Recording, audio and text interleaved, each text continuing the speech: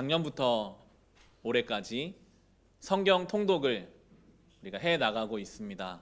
작년에 한번 같이 성경을 읽었고 이제 올해 1월 창세기로 시작했던 성경 말씀을 이제 읽어와서 벌써 이제 9월 하반기로 이제 넘어가고 있습니다. 성경 통독을 신약, 구약 돌아가며 이렇게 하면서 저에게 참 유익이 많더라고요. 평소에 내가 자주 보던 성경 말씀만 읽는 것이 아니라 여러 가지 성경들을 함께 읽어가며 주시는 은혜가 있습니다. 특별히 이번 주 중에 우리가 아가서 말씀을 함께 묵상했는데요. 이 아가서를 묵상하다 보면 과연 이것이 성경에 들어가는 내용인가 라는 생각이 들 만큼 하나님에 대한 직접적인 언급은 거의 없고 남녀 간의 사랑 이야기로 아가서가 이렇게 채워져 있습니다. 솔로몬 왕과 술람미 여인에 관한 이야기, 서로 사랑하는 사랑 고백이 많이 담겨져 있어요. 제가 두 구절만 읽어 드리겠습니다. 아가서 1장 15절에는 아름다워라 나의 사랑, 아름다워라 비둘기 같은 그 눈동자라고 고백하고요. 4장 1절에는 아름다워라 나의 사랑, 아름다워라 너울 속 그대의 눈동자는 비둘기 같고 그대의 머리채는 길르앗 비탈을 내려오는 염소떼 같구나. 서로를 향한 사랑을 막 고백해요. 사랑하면 시인이 된다라고 하는데 서로가 너무나 사랑스러워서 고백을 하는 것이 담겨져 있습니다. 사실 솔로몬 왕은 그 당시에 가장 부요하고 힘이 강한 왕이었고 이 여인은 비천한 출신으로 보입니다. 신분상으로는 사랑할 수 없는 관계지만 사랑이라는 것은 신분을 뛰어넘는 것을 보여줍니다. 그리고 이 성경의 제목이 아가라고 붙여져 있는데 아가는 아름다운 노래라는 뜻이거든요. 한문으로는 아가이지만 원문으로 들어가 보면 가장 아름다운 노래라는 뜻을 가지고 있습니다. 여러분, 가장 아름다운 노래가 어떤 노래일까요? 사랑할 때 나오는 노래가 가장 아름다운 노래입니다. 모든 것을 뛰어넘는 그 사랑 속에 나오는. 그런데 그 아가서가 왜 성경 안에 들어가 있는가? 그것은 단순히 솔로몬 왕과 한 여인의 사랑 이야기가 아니라 하나님과 성도 간의 사랑 이야기이기 때문입니다. 마치 솔로몬 왕과 그 여인이 신분상 맞지 않으나 사랑으로 연결될 수 있었던 것처럼 우리와 하나님이 어떻게 사랑하는 관계가 될 수 있습니까? 하나님은 전능하신 분이시고 우리는 죄인인데, 그런데 그런 우리를 뜨겁게 사랑하시는 하나님. 아가서가요, 지혜의 책인 전도서를 끝나고 나서 이사야서, 하나님의 구원 섭리가 담겨있는 이사야서 그 가운데 아가서가 들어가 있습니다. 참된 지혜가 무엇인가? 하나님을 이렇게 뜨겁게 사랑하는 것이고, 왜 주님은 이렇게 구원 역사를 이루어 가시는가? 우리를 향한 하나님의 사랑을 나타내시기 위함임을 아가서를 묵상하면서 생각해 보게 됩니다. 하나님 우리에게 원하시는 것은 그런 관계거든요. 그런데 우리는 신앙을 때로 종교화하고 형식화할 때가 있습니다. 오늘 주일이니까 교회를 가야지. 내가 가진 것의 일부를 헌금을 해야지. 그 하는 이유를 들어가 보면 혹시 내가 그렇게 안 하면 내 길을 막지 않으실까? 혹시 내가 하나님 앞에 성실하게 살지 않으면 나에게 벌을 내리시는 것은 아닐까? 나를 버리시는 것은 아닐까? 나를 힘들게 하시지는 않을까라는 하나님을 향한 두려운 마음으로 신앙이 종교화되고 형식화된다면 하나님 앞에서는 참 안타까운 일입니다. 하나님 아가서를 우리에게 묵상하게 하심으로 정말 주님이 원하시는 신앙이란 뜨거운 사랑하는 관계, 없으면 정말 못 살 것 같고 내가 정말 하나님 없이는 살 수가 없습니다. 내가 하나님을 사랑하기 때문에 예배를 드리고 하나님을 사랑하기 때문에 성도의 삶을 살아갑니다 라는 이 고백을 좀 우리에게 듣기 원하십니다. 그런데 여기서 우리는 늘 생각하게 되죠. 하나님은 눈에 보이지 않으시는데 어떻게 그 하나님을 사랑할 수 있을까? 내 눈에 보이는 그 사람을 사랑하는 것도 어려운데 눈에 보이지 않는 하나님을 어떻게 사랑할 수 있을까라는 의문을 우리는 자연스럽게 갖게 됩니다. 오늘 설교의 주제가 바로 어떻게 그 하나님을 사랑할 수 있는가입니다. 우리 예수님 이렇게 말씀하시거든요. 오늘 본문 14장의 15절 말씀 같이 한번 읽어보겠습니다. 너희가 나를 사랑하면 내 계명을 지킬 것이다. 아멘. 말씀하시죠. 너희가 나를 사랑한다면 내 계명을 지킬 것이다. 주님을 사랑하는 방법이 바로 계명을 지키는 것. 이 14장 하반부에 무려 3번이나 더 같은 말씀을 반복하십니다. 21절에 보시면 제가 읽을게요. 내 계명을 받아서 지키는 사람은 나를 사랑하는 사람이요. 23절에 보시면 누구든지 나를 사랑하는 사람은 내 말을 지킬 것이다. 24절에서는 나를 사랑하지 않는 사람은 내 말을 지키지 아니한다. 계속 주님을 사랑하는 것과 주님의 계명을 지키는 것을 연결시키고 계세요. 너희가 나를 사랑하려면 계명을 지켜야 한다.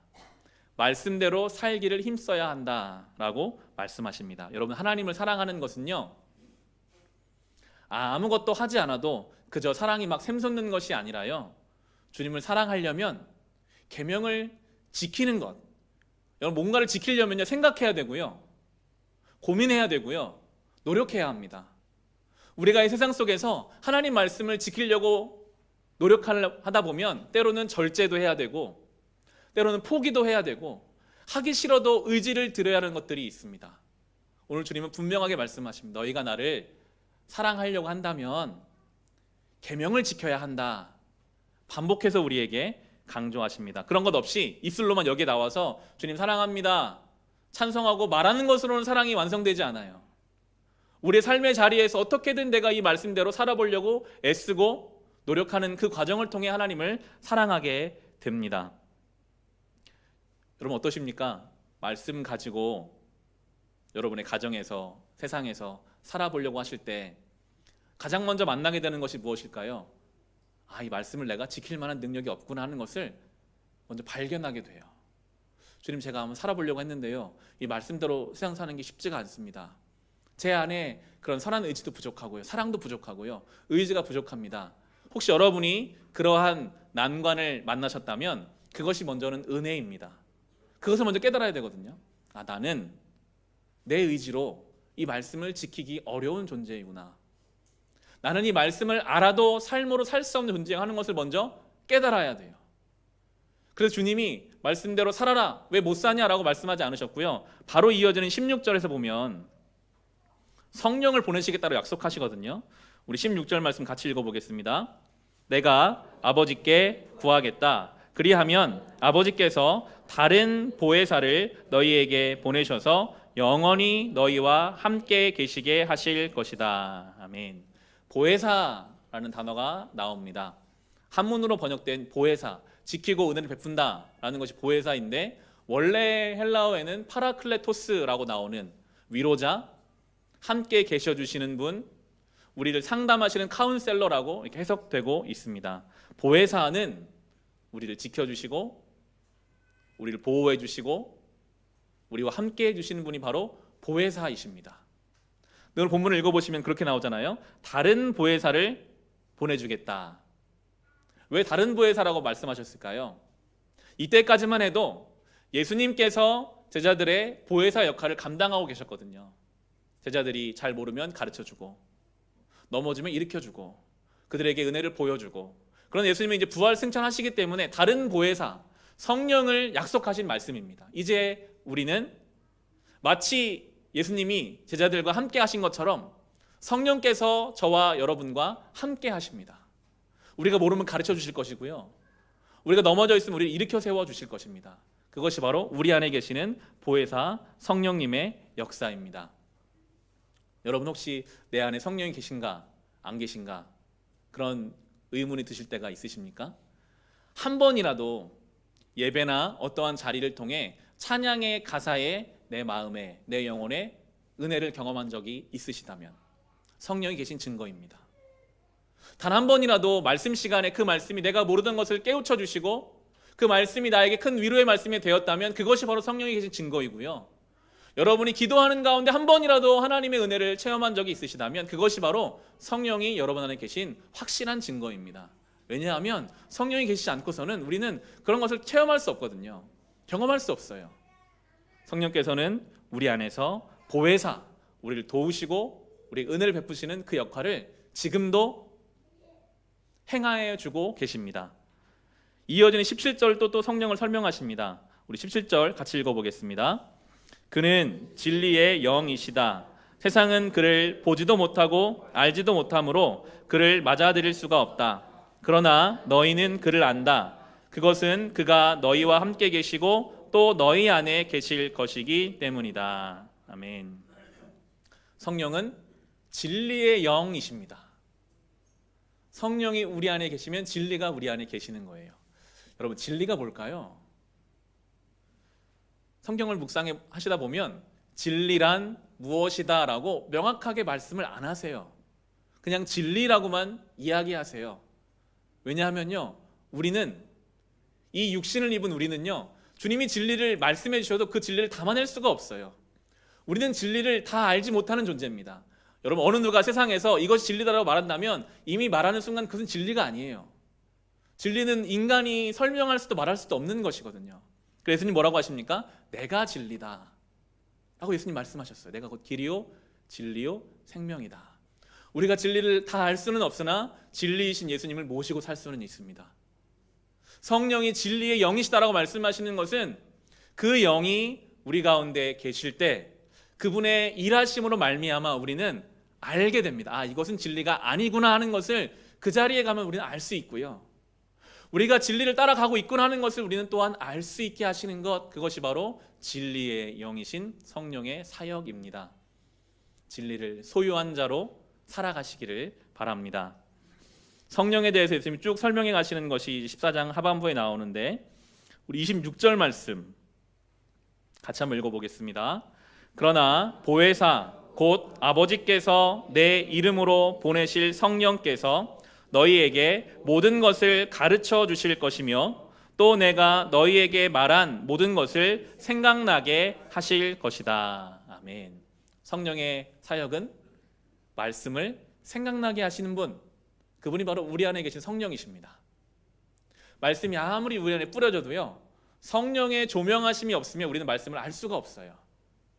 깜깜한 방이 무엇이 있는지 우리는 알 수가 없지만 불이 켜지면 보이는 것처럼 오늘 우리가 이렇게 말씀을 듣고 말씀을 기억하고 말씀을 이해한다 할지라도 성령의 조명하심이 있어야만 그 말씀을 떠올릴 수 있습니다. 이제 예배를 마치면 다시 우리는 우리의 가정으로, 우리 일상으로 돌아가겠죠. 성령의 사람은 그 일상 속에서 성령이 우리에게 생각나게 하시는 그 말씀을 듣고 받아들이는 사람입니다. 바라기는 여러분의 어떤 결정의 자리에서, 여러분의 삶의 어떠한 순간에서 성령이 떠오르시게 하시는 말씀을 들을 수 있으시기를 바랍니다. 그 사람이 바로 성령의 사람, 성령의 능력 아래 있는 사람이기 때문입니다. 그래서 우리는 이 계명을 지키는 자가 될 수 있죠. 두 번째는 27절에 나옵니다. 27절 같이 읽어보겠습니다.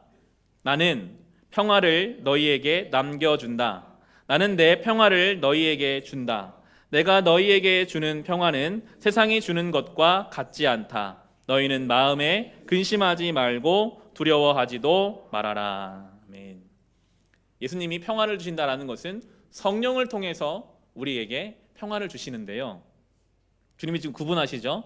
내가 주는 평화는, 이 평화는 샬롬, 구약의 언어로는 샬롬입니다. 주님이 주신 이 평화, 참된 샬롬은 세상이 주는 것과 같지 않다라고 세상이 주는 평화와 구분하세요. 세상에서도요, 평화가 있어요. 우리가 계획한 어떤 일들이 내 뜻대로 됐을 때 평화가 잠시 찾아옵니다. 내가 원하는 일들이 내 계획대로 이루어졌을 때 평안함이 있죠. 그런데 세상이 주는 평화는 어떻습니까? 그 조건이 무너지는 순간 같이 무너져 버립니다.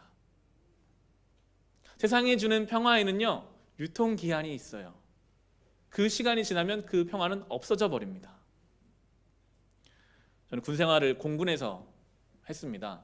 공군은 진주에 있는 훈련소가 있는데요. 훈련소 기간이, 공군은 다른 군보다는 제 생각에 좀 편했던 것 같아요. 훈련소 기간이 제일 힘들었었는데 훈련소에 가면 저녁 때마다 이 조교들이 이제 막 20대 초반 이 청년들의 사회물을 빼고 군인으로 만들기 위해서 저녁 시간에 점호 시간에 엄청 막 굴리거든요.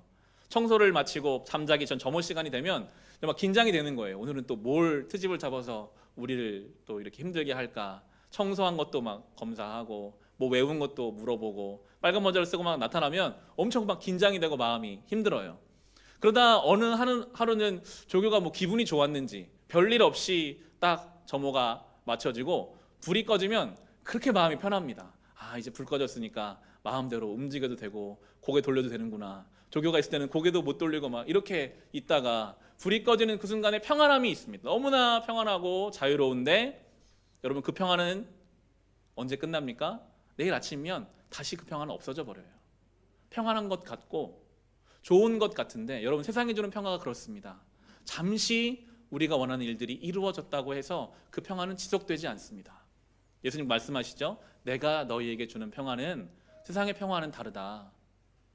조건과 관계없이, 상황과 관계없이, 우리의 어떠한 처한 위치와 관계없이 주님이 주시는 평안함이 있습니다. 주님으로 인해 우리 안에 공급되는 그 평화, 성령이 우리 안에서 주시는 그 평화가 우리 안에 있을 때 우리는 평안의 사람으로 살아가는 것입니다. 성령은 그렇게 우리 안에서 주의 말씀을 생각나게 하시고 우리를 평안하게 하심으로 주의 말씀을 지킬 수 있는 존재로 우리를 부르십니다. 그리고 예수님께서는 계속해서 우리가 함께 하실 것을 약속하시는데요. 18절 말씀 우리 같이 한번 읽어보겠습니다. 18절입니다. 나는 너희를 고아처럼 버려두지 아니하고 너희에게 다시 오겠다. 아멘. 주님이 약속하셨어요. 나는 너희를 고아처럼 버려두지 않겠다. 함께 하시겠다라는 약속입니다. 여러분, 이 약속이 얼마나 은혜의 약속입니까? 주님이요, 결코 우리를 혼자 두지 않으십니다. 우리와 함께 하십니다. 오늘 본문에서 1차적으로 여기서 말하는 너희는 누굽니까? 제자들이었죠. 그 11명의 제자. 내가 너희를 고아처럼 버려두지 아니하고 함께 오겠다. 그 이야기를 들은 베드로와 요한이 예수님이 부활 승천하시고 나서 사도행전 3장에 가면 베드로와 요한이 정해진 시간에 기도하러 성전에 올라가다가 성전 미문 앞에 앉은 나면서부터 걷지 못한 사람을 만나게 됩니다. 그래서 그에게 이렇게 말하죠. 내게 은과 금은 내게 없지만 내게 있는 것을 당신에게 줍니다. 나사렛 예수의 이름으로 일어나 걸으십시오. 그가 일어나거든요.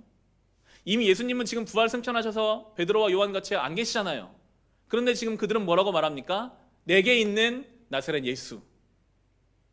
예수님이 그때 약속하시잖아요. 내가 너희를 버려두지 않겠다. 너희와 함께 하겠다 하신 그 주님의 약속을 믿는 자는요, 은과 금이 없어도요, 세상의 조건이 없어도요, 그 예수 그리스도의 함께 하심 때문에 그 신앙을 지키는 것과 함께 심지어 성전 문 앞에 있는 그 불쌍한 한 영혼을 일으켜 세우는 생명의 사람이 되는 것입니다. 그것이 성도예요. 은과 금이 없어도요, 세상의 조건이 혹 우리에게 없다 할지라도 예수의 이름이 우리와 함께하는 것을 믿는다면, 고와 같이 나를 버려두지 않으시겠다는 주님의 그 음성이 오늘 나를 향한 말씀임을 믿는 사람이라면 우리는 생명을 살리는 자로, 우리의 신앙을 지키는 인생으로 살아갈 수 있습니다. 그런데 우리는 때로 어떻습니까? 베드로와 요한처럼 사는 것이 아니라 때로 성전 그 미문 앞에 앉은 자 같은 우리 인생이라고 느껴질 때가 있어요. 성전 문 옆에는 있는데 은혜는 모르는 사람인 것만 같고, 내가 내 인생을 내 힘으로 일어날 힘이 하나도 없어서 늘 뭔가에 의지해야만 될 것 같은 그런 인생인처럼 느껴질 때가 있습니다. 이 세상은 만만하지가 않습니다. 우리의 삶을 결코 그냥 두지 않고 굉장히 팍팍하게 만듭니다. 주님 말씀하신 사랑하라, 기뻐하라, 감사하라는 말씀을 살아내기가 참 어렵고요. 우리의 삶은 참 분주하고 때로는 허망함으로 우리를 흔들어 댑니다. 하나님의 은혜로 저희 가정에 믿음, 소망 두 쌍둥이를 허락해 주셔서 60일 정도가 이제 지났어요. 육아에는 퇴근이 없더라고요. 계속 육아는 이제 지속되는데 이 아이들이 밥 달라고 울고 안아달라고 울고 기저귀를 갈아달라고 울고 계속 그 아이들이 그렇게 막 보채기도 하고요. 저는 아버지가 이제 목사님이셔서 고등학교 2학년 때 은혜 가운데 세례를 이미 받았는데 기저귀를 갈아주다가 저희 아들이 수없이 저에게 오줌으로 세례를 이렇게 주는 바람에 많이 오줌을 맞기도 하고, 아이들을 정신없이 이렇게 돌보면서 아이를 낳고 산후에 우울증을 겪는 사람들이 많다라는 것을 한편으로 좀 이해할 수 있게 되겠더라고요. 저희처럼 5년, 6년 정도 아이를 기다리고 준비하고 나서 아이를 얻어도 이것이 분주하고 마음이 어려운데 결혼하자마자 아이가 생겨서 갑자기 엄마가 되고 그 아이의 필요를 채워주느라 내가 없어져 버리는 것 같은 그 시간을 보내다 보면 그것이 참 우울함으로 다가올 수도 있겠구나. 사랑하는 자녀인데도 우울함을 느낄 수밖에 없는 그러한 분주한 삶. 그러면서도 또 일상이 있잖아요. 분주한 삶을 살아가야 하니까요. 설교를 준비하면서도 계속 아이들이 보채니까 또 가서 또 봐주다가 또 설교를 준비하다가 이게 참 쉽지 않은 일상이구나 하는 것을 생각합니다. 근데 아이를 키우는 그러한 저희 가정만 이런 분주함을 느끼며 살까요? 아니에요. 모든 인생은요, 각자의 때에 맞는 분주함으로 살아갑니다. 학생들 그리고 취업을 준비하는 청년들이 경쟁해야 하고 시험을 준비하는 가운데 정말 뼈가 마르고 영혼이 피폐해지는 시간을 보냅니다. 여러분, 경쟁한다는 것은 너무나도 힘든 일이거든요. 가끔 세종도서관, 국립도서관에 가서 설교를 준비하는데 자리가 없을 만큼 꽉 차요. 대부분의 젊은 친구들이 거기서 공부를 하고 있어요. 시험 공부, 취업을 위한 준비를 하고 있는 그 모습, 얼마나 한편의 불안함과 경쟁에 대한 두려움이 있을까라는 생각을 하게 됩니다. 그들도 그들 나름의 어려움이 있죠. 그렇다면 그때를 지나고 아이를 다 키우고 나면 어느 정도 인생의 안정기에 접어들면 아무런 문제가 없을까? 그렇지는 또 않은 것 같더라고요. 저희 부모님을 보면서 그렇게 열심히 일하고 아이를 키우고 어느 정도 인생의 여유가 찾아올 것만 같으면 그때부터 몸에 이상이 생기는 거예요. 아픈 곳이 생기기 시작하고, 이전에는 1시간 더 자는 것이 그렇게 좋았는데 이제는 잠이 오지 않아서 밤을 어렵게 보내야만 하고, 매일 먹어야 하는 약이 있고, 그렇게 눈과 무릎이 힘이 빠져가는 모습들, 그러면서 평생 살아온 일을 정리하고 새로운 인생을 준비하며 맞아야 하는 그런 허망함을 보게 됩니다. 우리 인생은 그 때에 맞는 이러한 분주함, 허망함, 어려움이 계속 있을 것입니다. 그때 우리는 어떻게 기도해야 할까요? 오늘 이 말씀, 주님 저를 고아처럼 버려두지 않으신다 하셨죠. 저와 지금 함께 해주세요. 제가 이 인생의 여정을 넘어가기가 너무나 어렵습니다. 나를 혼자 두지 마시고 나와 함께 해달라고 주님께 의지할 때 주님이 우리를 붙잡아 주실 것입니다. 베드로와 요한이 은과 금은 내게 없으나 나사렛 예수의 이름으로 일어나 걸어다 했던 것처럼, 주님 나사렛 예수의 이름으로 나의 삶의 연약함을 붙잡아 달라고 주님께 간구할 때 주님께서 여러분의 그 분주함이나 여러분의 그 쓸쓸함이나 여러분의 그 허망함을 생명으로, 은혜로 채워 주실 것입니다. 이어지는 21절 말씀 우리 같이 한번 읽어보겠습니다. 내 계명을 받아서 지키는 사람은 나를 사랑하는 사람이요, 나를 사랑하는 사람은 내 아버지의 사랑을 받을 것이다. 그리고 나도 그 사람을 사랑하여 그에게 나를 드러낼 것이다. 아멘. 우리가 주님 계명을 받아서 지키는 것은요, 결코 무겁거나 딱딱하거나 어려운 삶이 아닙니다. 가장 복된 삶입니다. 지금 약속하시잖아요. 주님의 계명을 지키는 사람은 내 아버지의 사랑을 받을 것이다. 그리고 그에게 나를 나타낼 것이다 라고 말씀하고 계세요. 여러분이 여러분의 삶 속에서 내가 주님 말씀 지키며 살아야지, 주님께 의지하며 몸부림치며 그 길을 갈 때요, 주님이 우리에게 넘치는 사랑을 허락해 주십니다. 놀랍게도 그 가운데 주님을 더 깊이 있게 우리가 만날 것이라고 오늘 약속하고 계십니다. 주님 말씀대로 살아가기로 노력하는 그 사람에게 주의 사랑이 허락되고 주님이 드러납니다. 그런데 제자들 중에 한 명 유다는 그것이 이해되지 않아서 묻거든요. 22절 같이 읽어보겠습니다. 가롯 유다가 아닌 다른 유다가 물었다. 주님께서는 우리에게는 자신을 드러내시고 세상에서는 드러내려고 하지 않으시는 것은 무슨 까닭입니까? 가롯 유다가 아닌 다른 유다가 예수님께 이렇게 묻죠. 예수님, 좀 더 명확하게 모든 사람이 다 알 만큼 드러내시면 좋지 않겠습니까? 때로 유다의 질문 우리 질문이기도 하거든요. 우리가 이 신앙생활을 하지만요, 알 것 같기도 하면서도 잘 모르는 부분들이 있고, 좀 더 명확하게 하나님을 나타내시고 드러내시면 참 좋을 텐데 라고 생각하는 지점들도 있습니다.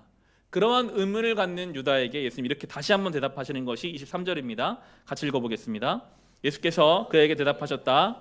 누구든지 나를 사랑하는 사람은 내 말을 지킬 것이다. 그리하면 내 아버지께서 그 사람을 사랑하실 것이요, 내 아버지와 나는 그 사람에게로 가서 그 사람과 함께 살 것이다. 아멘. 똑같이 말씀하세요. 너희가 정말 나를 알고 싶냐? 정말 나에 대해서 더 배우고 싶냐? 그러면 내 계명을 지키며 살아라. 그러면 아버지와 내가 너와 함께 살 것이다 라고 말씀하십니다. 여기서 주님 말씀하시는 계명이라는 것은 무엇일까요? 성령께서 여러분 각 사람에게 그때그때 이렇게 살라라고 말씀하시는 것들이 있을 수 있습니다. 그러나 우리가 공통적으로 말씀을 통해 받은 계명이 있다면 우리가 꼭 기억해야 할 말씀, 바로 앞 페이지에 있는 요한복음 13장 34절입니다. 1334 저는 그렇게 외웠는데요. 요한복음 13장 34절에 예수님 이렇게 말씀하셨죠. 같이 읽어보겠습니다.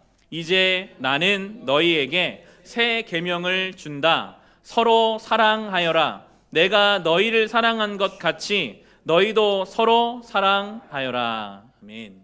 계명을 명확하게 주셨어요. 그런데 이 계명을 여러분 잘 들여다보시면, 저는 이번 주에 설교를 준비하면서 더 놀라웠는데요, 계명을 잘 들여다보시면 하나님을 사랑해라, 예수님을 사랑해라가 아니라요, 서로 사랑하여라로 계명을 주셨어요. 주님이 우리를 사랑하신 것 같이 너희도 서로 사랑해라. 그것이 주님이 우리에게 주신 계명입니다. 말씀을 쭉 연결을 시켜보면 우리가 그렇게 서로 사랑할 때 주님의 사랑이 우리에게 부어질 것이고, 우리가 서로 사랑할 때 주님이 드러날 것이고, 서로 사랑할 때 주님이 우리와 함께 계실 것이다 라고 오늘 말씀해주고 계십니다. 여기서 말하는 사랑은 주님이 우리를 사랑하신 것 같이이잖아요. 주님이 여러분 우리를 어떻게 사랑하셨습니까? 우리가 사랑받을 만해서 사랑하신 게 아니에요. 사랑할 만한 아무런 것이 없는데 주님 우리를 사랑하셨어요. 우리에게 뭔가를 사랑을 받기 위해서가 아니에요. 우리가 아직 죄인 되었을 때 우리를 먼저 사랑하시는 것이 주님의 사랑입니다. 여러분에게 사랑해야 할 사람들을 주님은 주셨습니다. 여러분의 주위를 둘러보시면 내 가정에서, 내 일상에서 나에게 주신 그 사람들은요, 사랑할 만한 사람이 아닌 경우가 많아요. 저 사람은 저래서 안 되고, 저 사람은 저래서 안 되고, 아직 내 마음이 준비되지 않아서 안 되고. 주님은 오늘 말씀하시죠. 네가 정말 나를 사랑한다면 내 계명을 지켜라. 서로 사랑하라. 이 서로 사랑하라가 굉장히 간단한 계명인 것 같으나 이 계명을 붙잡고 살려고 하면요, 이 안에서 우리는 많은 신앙적 경험을 할 수 있습니다. 가장 먼저 내 안에 사랑 없음을 뼈저리게 느끼게 돼요. 내 자식도 내가 사랑하는 것이 어렵거든요. 사랑해서 결혼한 사람을 내가 사랑하는 건 또 어렵고요, 내가 매일 만나는 그 사람을 사랑하는 것이 어려움을 느끼게 되기 때문에 주님 앞에 엎드릴 수밖에 없어요. 주님, 제가 서로 사랑하는 이 계명 지키기 원하는데 제 안에 사랑이 없어요.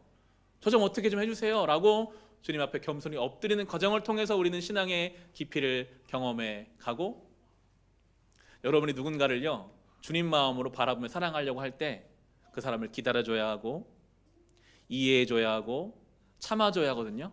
그러면서 주님 마음을 많이 느끼게 됩니다. 아, 주님이 날 이렇게 사랑하셨겠구나. 아, 주님이 날 이렇게 기다려주셨겠구나. 주님이 이럴 때 나를 포기하지 않으셨구나. 나를 떠나지 않으셨구나.